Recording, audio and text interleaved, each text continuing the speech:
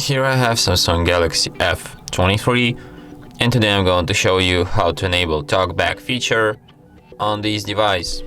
So firstly you have to open settings, then go to the accessibility section, and here go to the Talkback. Here you can enable it,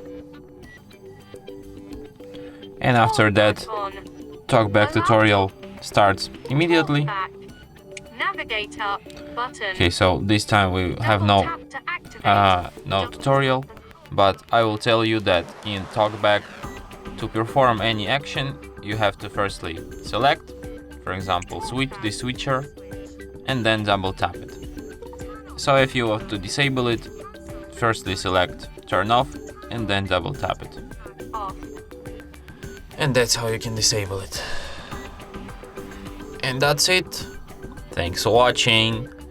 If you find this tutorial useful, don't forget to hit that like button and subscribe to our channel.